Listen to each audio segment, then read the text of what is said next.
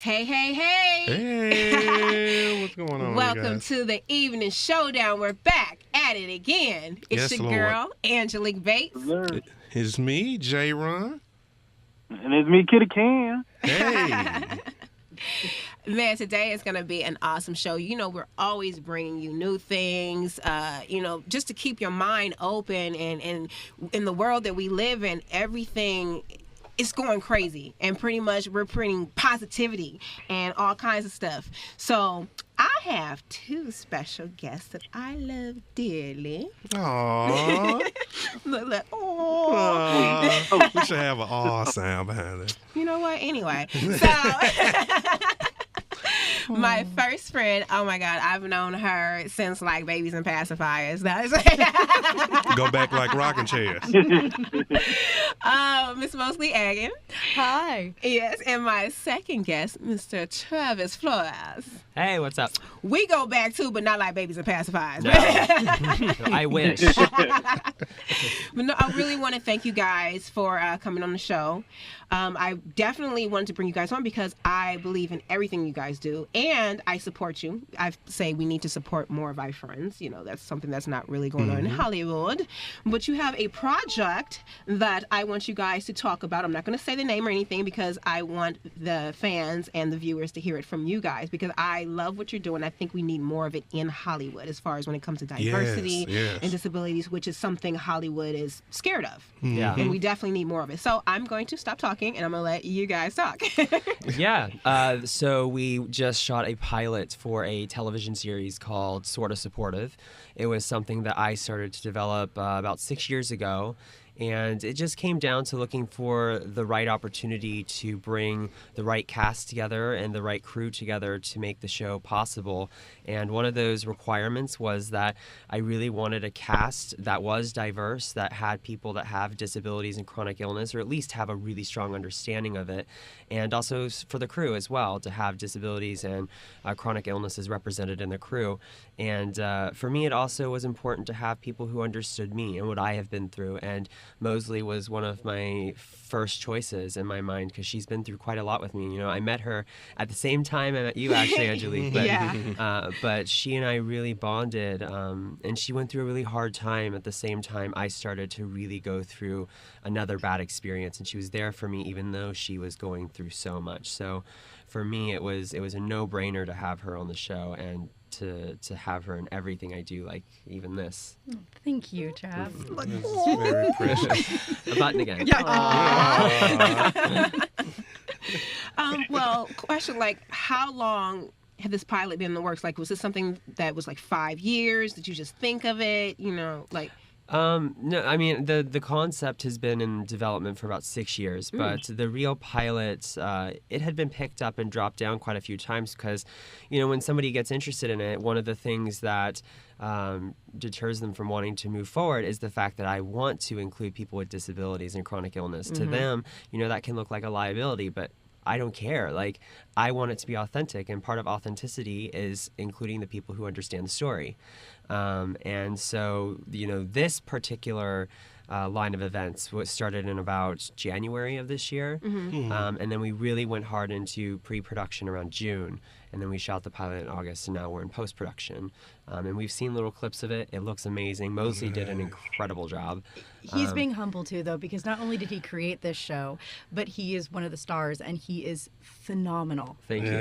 His acting you. is Nice. incredible, yes. Yeah. And I purposely, you know, when I was reworking the show after we had cast Mosley, I purposely made sure that she was not only in as many scenes as I possibly could have that made sense to the story, but I made it to where her character really has a bond with my character.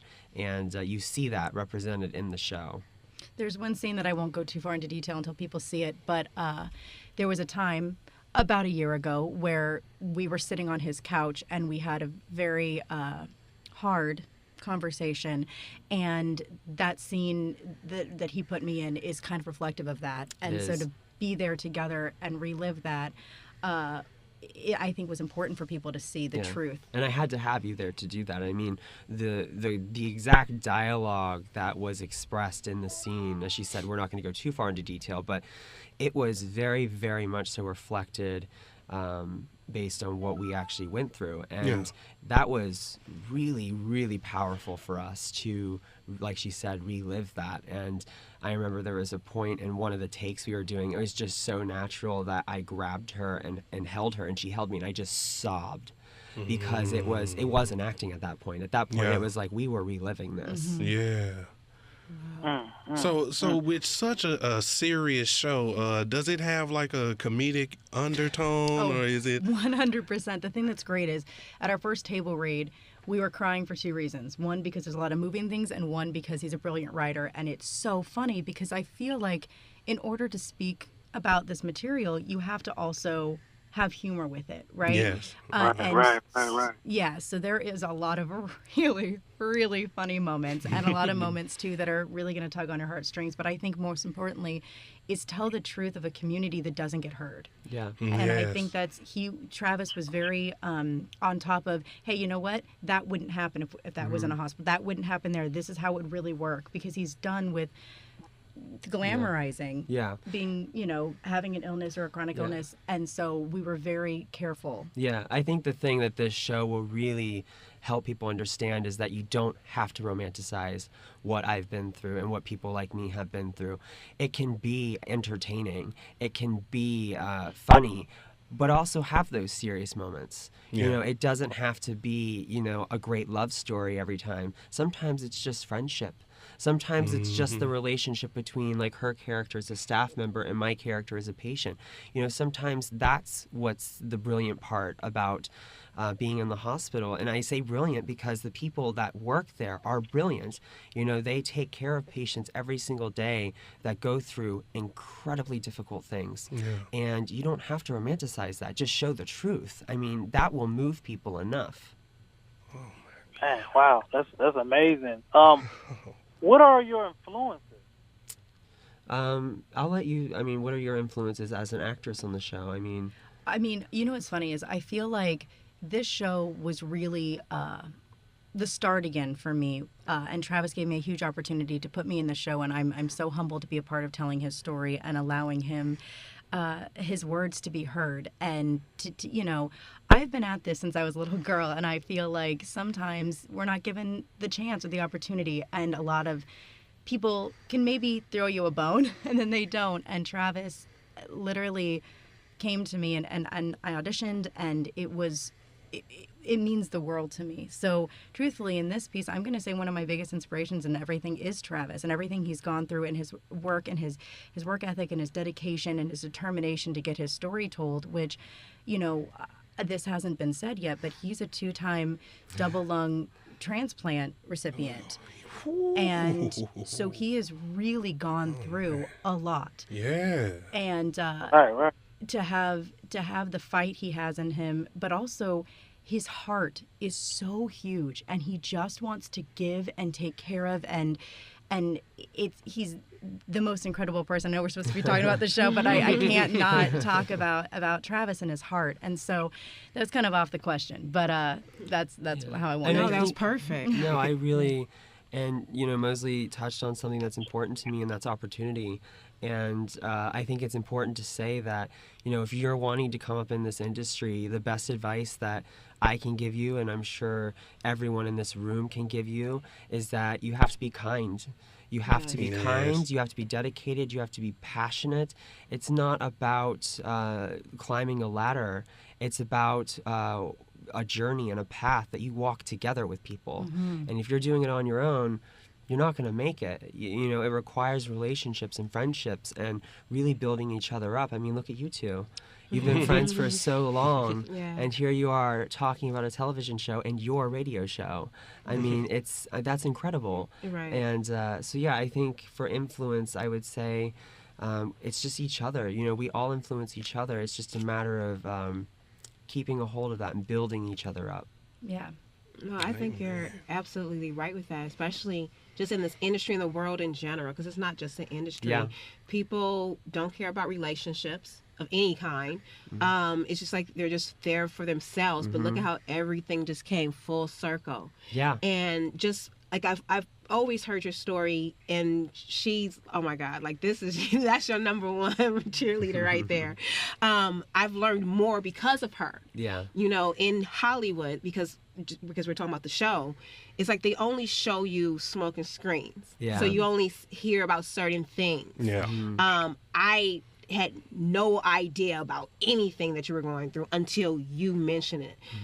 Like I might have heard about, you know, lung transplant, you know, but I didn't know anything as far as the detail, what it goes through, what you go through when you're going through the process. So just like following and watching your story, it inspired me, and I wanted your story to inspire others, which is why I asked you to the show, because people don't want to like hear stories like that. Some people, No, like you're right. You're totally right.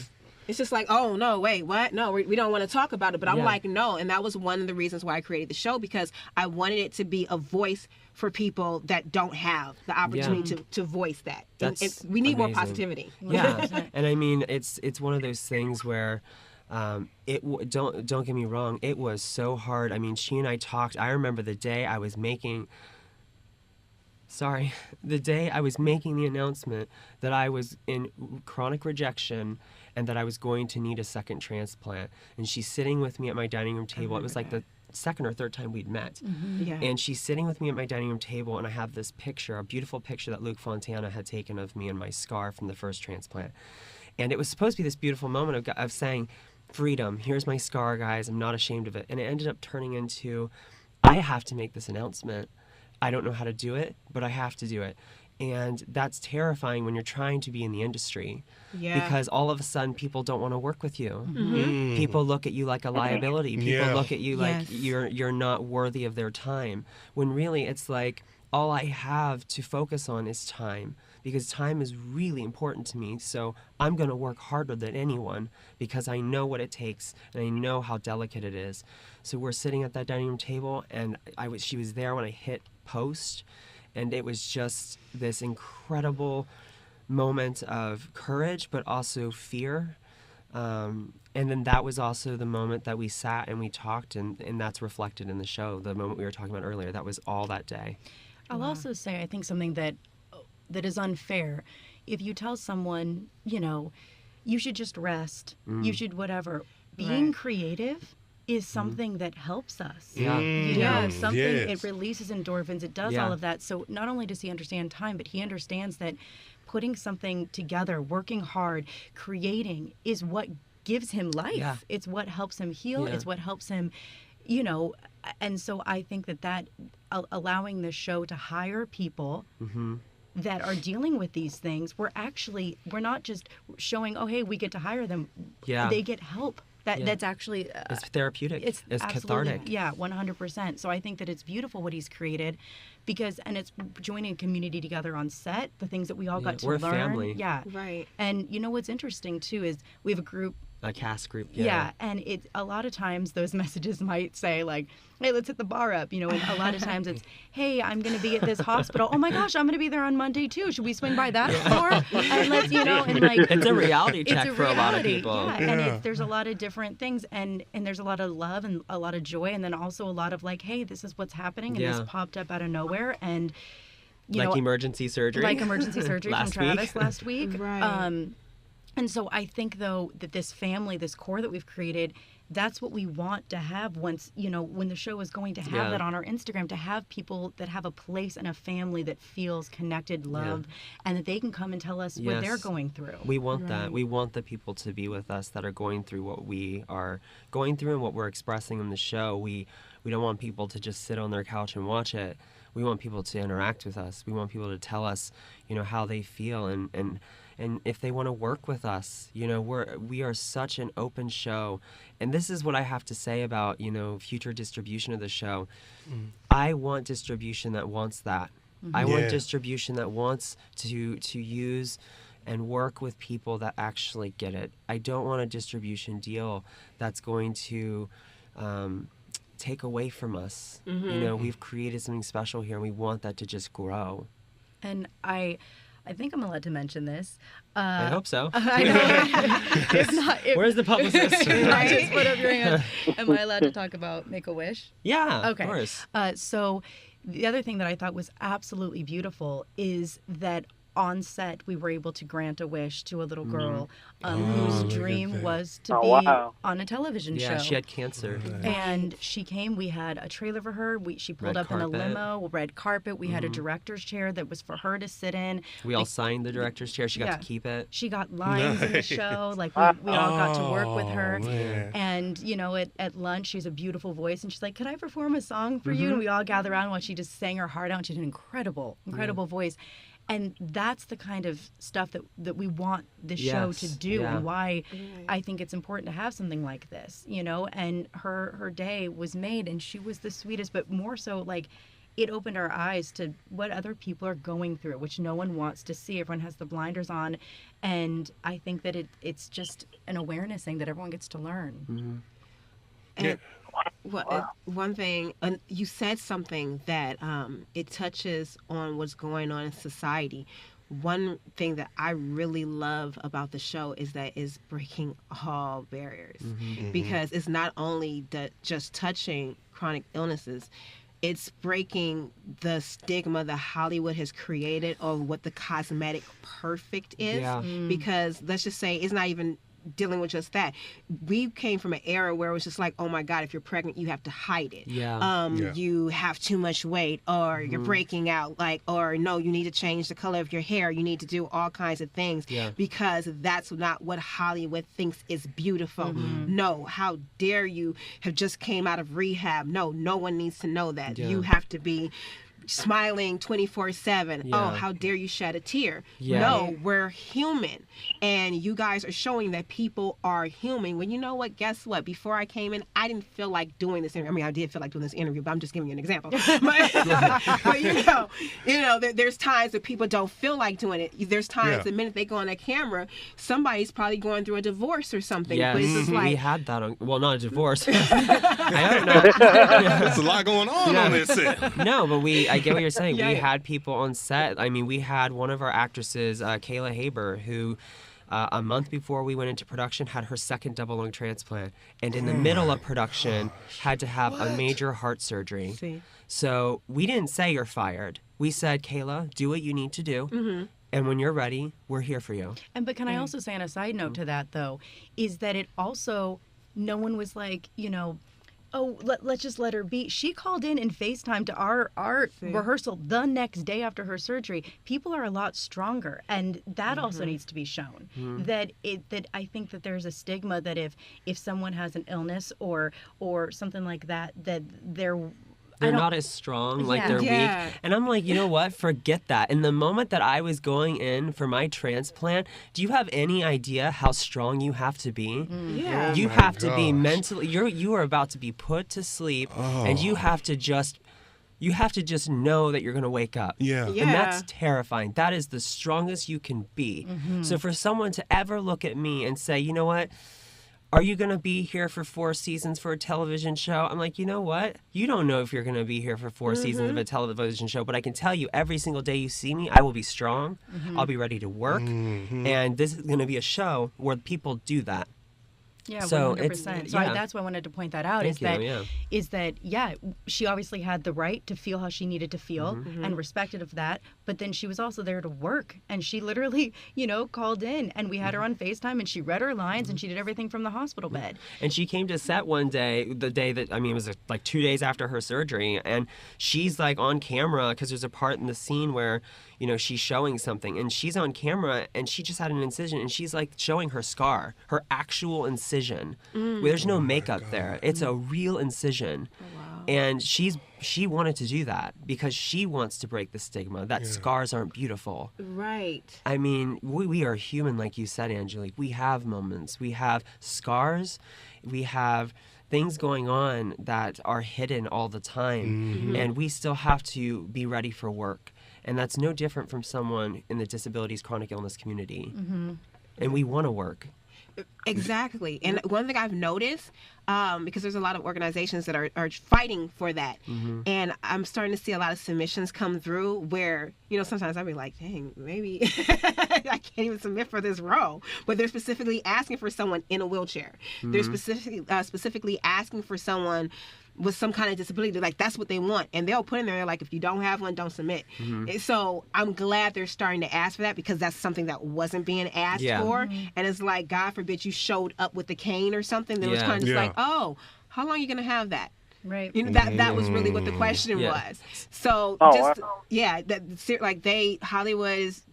Hollywood is funny. That's a whole nother show. But, you know, the fact that you were going through all this and you still did a show, because you definitely are strong, because I was in the hospital for about a week last year, and you definitely have to have a different mind frame to go in there, because some of the doctors pretty much write you off. They're constantly giving you meds. You're kind of like, I don't know what your state was, but I know I was kind of out of my mind. And, you know, I'm just like, okay, no, I got my kids. I got to get out of here. I got to get out of here. But it's so easy to give up in there. And that's what a lot of people do. But the fact you've been in there way past my 1 week, and I felt like I was about to break down. I was crying and everything. So the fact that you have gone through this and you still were able to think of others, create this show, and give opportunities to a community that Hollywood looks down on. I mean, we don't stop. I mean, we won't stop. I should say it that way. Like Mosley said, I had emergency surgery, about 10 days ago, on my chest. And it was unexpected, and I was in the ER in the middle of the night, waking up the next morning being told I'm going into surgery. And that surgery turned into a major, major complication that put me in the ICU. And we didn't stop. Mosley and another actor, Kenton, they came into the hospital.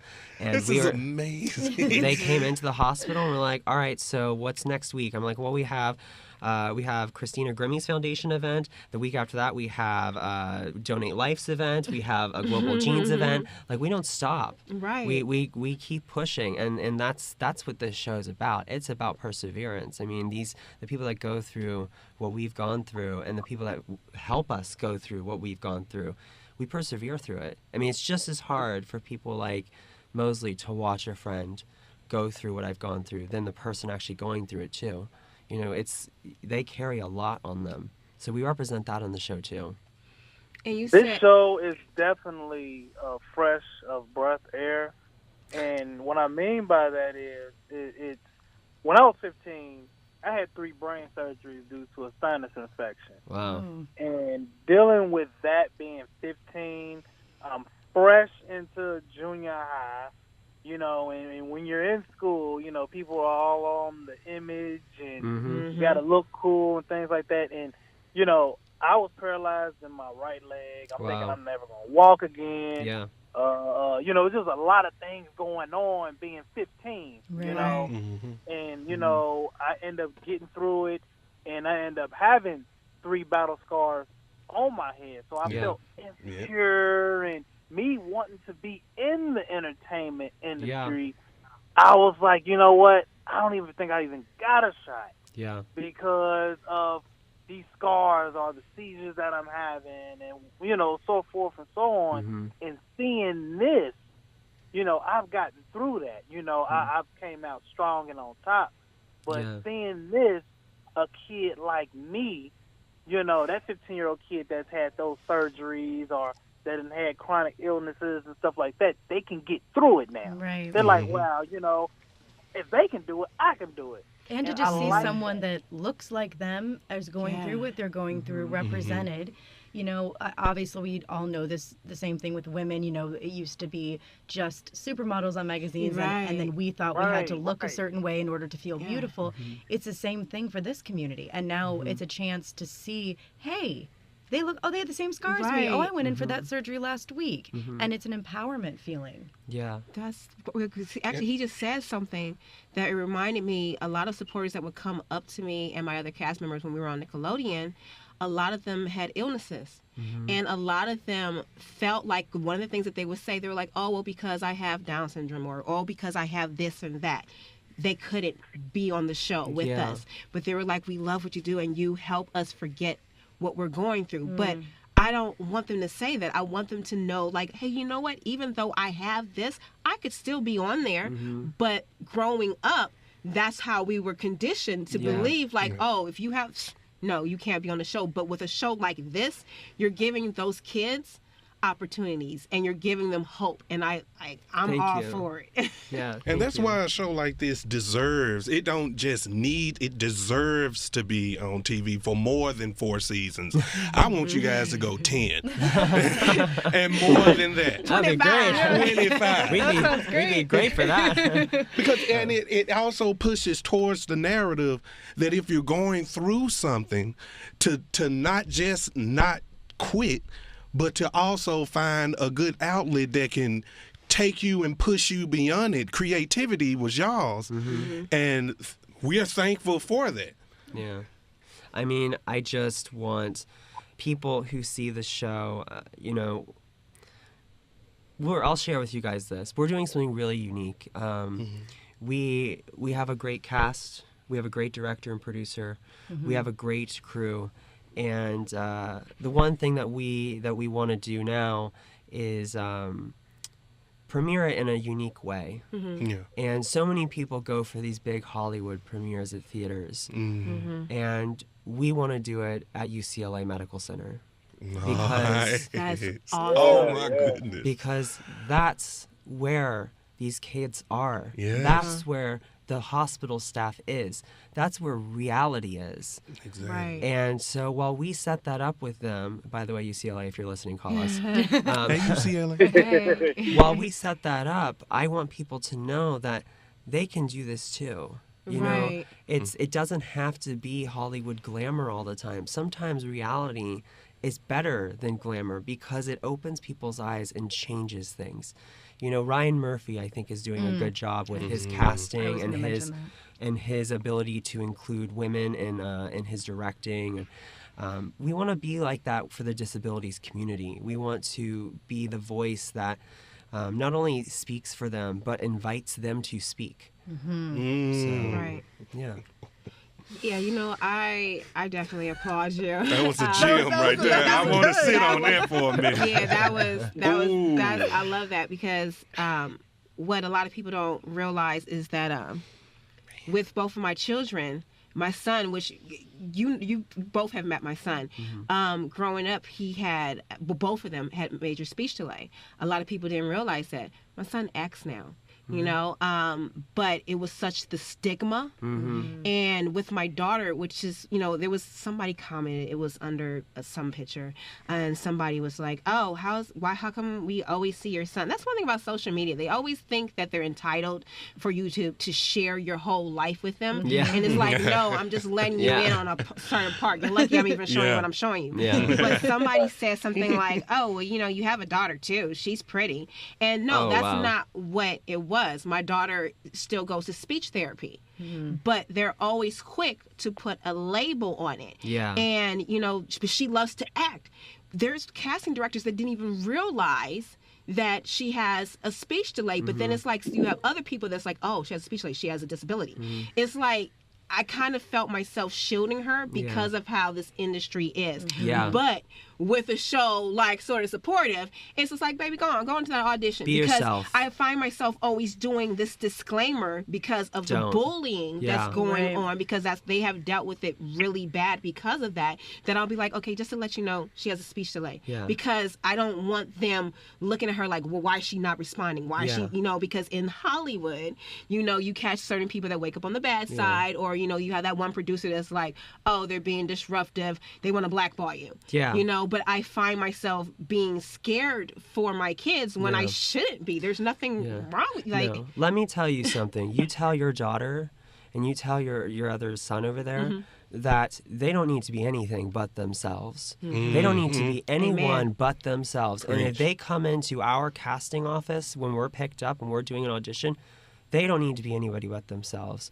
I don't care if they have a speech impediment. If they decide they want to work on that for themselves, that's up to them. But I don't want anyone but them. Right. So, and that's a message for Hollywood to take from Yes. this. Is, how dare you look at somebody and say that you're not right for something because of a disability or chronic condition? How about you look at the talent? Yes. You know, we have editors. We have editors that can work around those things. Exactly. And then in our show, we don't need editors to work around those things. We want to highlight those things. No, he writes it in. That's because, yeah, I do. I mean, thank you. Yeah. There's things that, you know, when we were casting and we were working with people who have, you know, these disabilities and chronic conditions, I was like, okay, how can I work this into the show so that you feel represented right now? How can I work this into the show? I mean, in the original script, there was various diseases. Now we're focused on pulmonary hypertension because of our sponsor, pH Aware. Then we also have another girl who's had a lot of different disorders, but she's never really been diagnosed. So she has an undiagnosed disease. You know, we want to represent those. So your kids, they are represented by us, and I don't want them to be anything but that. So make sure they know that. Definitely, and I'm just going to show them this just so they can be reinforced. Yeah. Because, like I said, because of that, like, it's a lot of people, because I'm pretty sure I'm not the only parent, of course, you know, that feels that way. And we shouldn't feel that way, because I should not feel scared for my kids. No. Because there's a lot of other craziness going on in the Yeah. world. Yeah. Like the last thing you should be scared about is a casting director. Exactly. And one thing, because you touched on something, that there are actors, and I'm pretty sure we've been on sets where there's actors that can barely memorize their script and they're doing like about 50 takes. But my kids literally have movie scripts memorized from beginning to end. Of course. And they will sit here and do trolls with you from beginning to end. And I'm sitting there like, are you guys talking to yourself? They're like, no, we're doing trolls. Like their memory, like they're so intelligent. Of course. But people just think they don't give them a chance at all. And you know, that's something I'd like to highlight as well. Something you just brought up is that when I was acting a couple years ago, and I was, you know, going through cystic fibrosis progression before my first transplant, and things were getting really bad.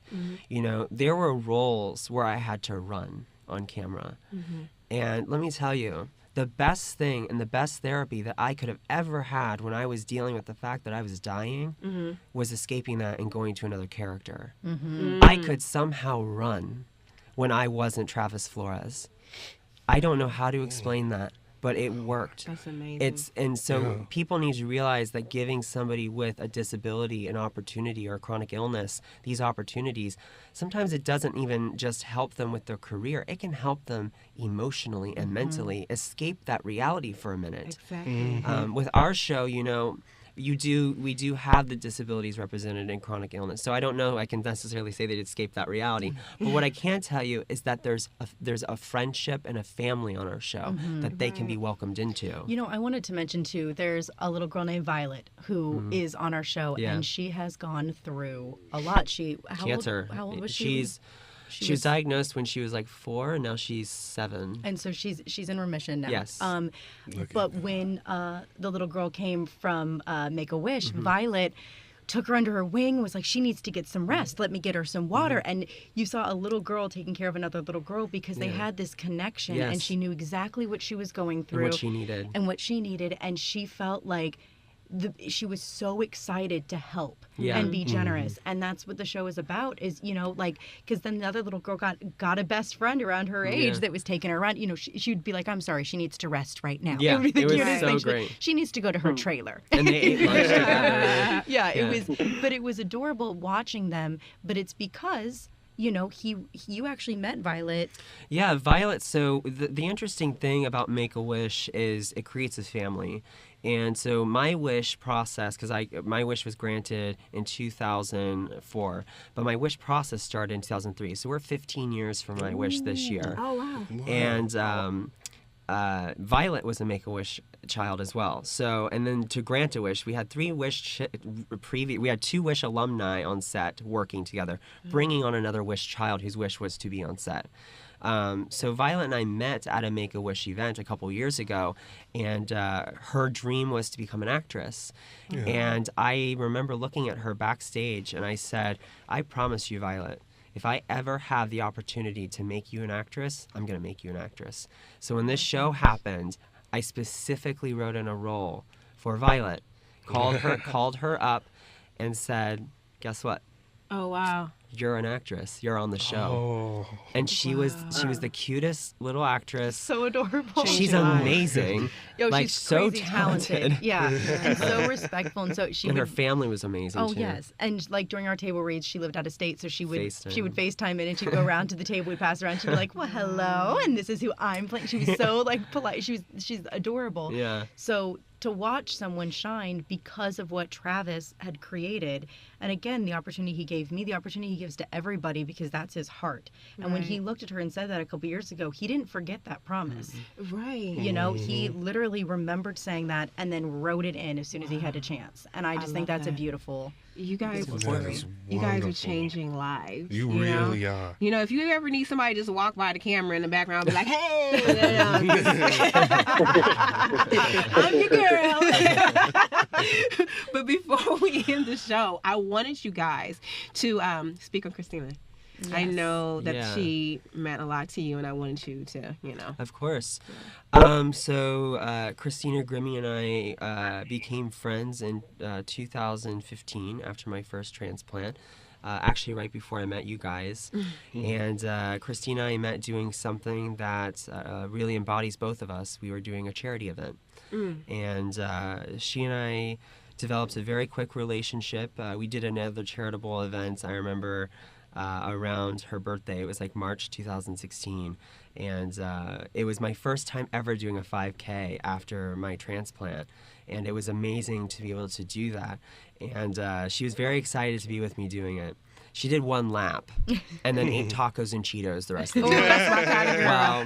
While I like did the 5K and then I finished, I'm like, where's Christina? And they're like, oh, she's been eating. And like, that's my kind of girl. I'm like, great.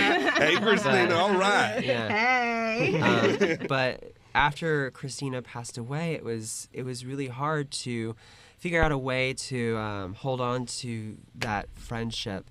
So the second I had the opportunity to bring her legacy into my work for a Donate Life piece a couple years ago, I did it. We used one of her songs. And now with this piece, with Sorta Supportive, her song will forever be the theme song for our show. Wow. And that is friendship. That is forever. And Right. Her mom, Tina, just recently passed away due to breast cancer. And, there's a wonderful event that we premiered our first clip at last week at the Christina Grimmie Foundation that supports victims of gun violence and families going through breast cancer. And her mom specifically wanted My Anthem, which is one of Christina's songs, as our theme song. And we made it happen. And at the event, although Tina and Christina were not there, we felt their spirits there because that clip played in front of everyone at that event who loved Christina and Tina. And they got to see and hear her music in our show. And I can't wait for everyone to hear her voice in this show. And if you're curious about the song we're using, it's called My Anthem. I encourage everyone to go listen to it by Christina Grimmie. And that's the voice of Sorta Supportive right there, guys. What she says in the chorus really, really represents our show. And we're just so honored to have her legacy be a part of our show and her family be a part of our family as well. I just wanted to touch on that and say, the day Travis got out of the ICU was the day of the event. So he was released, and a couple hours later he was at this event to show this clip. And what I thought was beautiful, though, is the reason he was able to do that is the strength that I believe that Bud and Marcus, they had taken a 6-hour road trip and came straight to the hospital to be with Travis just after losing their mom, all these things. So I feel like their entire family represents exactly who Christina and Tina were, who I didn't get to meet. But I'm getting to learn and have fallen in love with these humans because of the show. And I think that is beautiful, that people that didn't get to know her now will get a chance to. Yeah. Because of interviews like this, they get to bring up and talk about her and how... Thank you for that, by the way. Yeah, and so you've become really good friends with Christina's brother, Mark. Yeah. And I think that, like you said, Mark and Christina's dad, Bud, really represent Christina and Tina's spirit in everything they do. I mean, Mark is here right now. Yeah, he's outside. He's outside waiting. Which I think is awesome. Yeah. Just the Yes. support, the love. Yeah. This is Oh my what goodness. real friendships are about. Yes. And we need more of this because, like I said, we're in a world where everyone's looking out for themselves. If it's not making a buck, then it's just like, we're not interested. But, you know, in order for us to change the narrative, it starts with every one of us. Yeah. So whether it's me opening up the floor for everything to come in, you know, like, no, I don't want the person to just, you know, threw a glass across the table. Oh, because it's going to help my ratings. No, I don't care about that. I want what the people need to hear, not what they want, what you need to hear. And this is something that, yes, hear and see. This is something that needs to be heard and seen. And I'm going to continue to do that. And I want you guys to continue to keep on putting out. What you're doing is great. Thank because you're once people hear and see this, they're going to be inspired. Thank This you. is gonna break ground. Yeah, yeah, because This I is mean, breaking grounds right Hey, here. Amies, how are you? and I think it's because, you know, it's funny. It's kind of like, well, it's not funny, but when it comes to certain situations, I've noticed that because I didn't even know Ken had gone through that. Yeah. Me and Jarron always looked Yeah, at each I other saw you. like. I knew. Well, Yeah, I don't know if you knew all because you kind of looked at me too, like, what? Yeah. But I know I didn't know at I all. know you went But through some things. when you hear one person's story, it open it. opens, yes, and Yeah. I Makes felt, you feel free that you can share your hard Yes. experiences. Yeah, because that's been a situation with me. Like, I've gone through a lot. Like, you know, she knows, but it took me being comfortable, and it was kind of like, you know what, people need to know this, and people need to hear. Yeah. And I was just like, am I here for Hollywood or am I here for the people? You know Yeah. what? Like, a lot of people didn't know that I, you know, was a suicide survivor, attempted suicide. Wow. You know, but when you look at me, it's like everybody's like, oh, but you're Angelique. Oh, life is so perfect and blah, blah, blah, blah. And I'm like, no, there was a period in time because, you know, when they talk about mental illness, which that's such a touchy subject in itself, but it's like they expect you to look a certain way. Right. But then it's just Right. like, oh, the girl from all of that or the so-and-so from here. No, it's those are roles that we play. Once again, we are human. But, you know, I'm glad that this is coming up because more people are going to talk about it. It's going to help more people. Absolutely. I wish we could talk more. Like, this is like, Yeah, this this topic, is but very educational. Yeah, we've ran out of time, but you Very. guys are always welcome to come back to talk thank about you. any of Yes. your projects, just to come back and tell us, you know, Please what's come going back. on. I do want to say one more thing before we close out, and that's to acknowledge my friends who have passed away, who have really inspired me to create material like this. They went through so much and fought so hard to survive, and I don't think that they lost their battle. I think that they, as Tina would have said, they went home. And I am so grateful that I get to somehow bring a part of them back through the show, and to also, you know, to have our director Elizabeth White respect that vision. awesome. I mean, it's really 100%. rare that you come across a producer and a director who will listen to your real, true vision of what you want, and she really worked with us to make that happen. Absolutely. So to my friends and to Elizabeth, I'm very thankful. Wow, yeah, kudos, because in Hollywood they're always trying to add it. Please let everybody know where they can find you guys, where to find the project, and anything you When want the to show coming out. Yes. So I'm on, you can find me on Instagram at Mosley Agin. Do you want to spell it just in case? MOSLEYAGIN. Yes, all right. And then you can find me on Twitter and Instagram at Travis Flores, TravisFlores, and you can follow Sorta Supportive at Sorta Supportive. Awesome. Well, you guys know me. I'm Angelique Bates. You can find me on pretty much everything. Just type in Angelique Bates. I do want to give a shout out to Cross for God, who styled us today. Hey! And you guys look great. Yeah. Like, thank you very much. I might Sophisticated. need a sponsor for some like eyelash glue because I was about to cry in this episode. If you heard some sniffs, that's not crying. that We need was me. Kleenex to sponsor you. Kleenex. Definitely need Kleenex and a whole lot going on. What's yours? I'm Jarron27 on Instagram, Jarron Robinson on Facebook, and you can catch me performing stand-up comedy at the Improv soon as they book me. All right. Get on that, guys. Get on that. Get on it. And you can find me both on Instagram and Facebook at Kenny Ken Wilder. All right. Well, I definitely want to thank our guests for coming in again. Appreciate you guys. Keep on doing what you're doing. Sorta supportive. Sorta supportive. Sorta supportive. Sorta supportive. Sorta supportive. Watch it. All right, y'all. Y'all know what to do. Show every Wednesday. We always have something new for you. And make sure you guys have a blessed week and keep on tuning in to the Evening Showdown. I always want to do that deep voice. Showdown.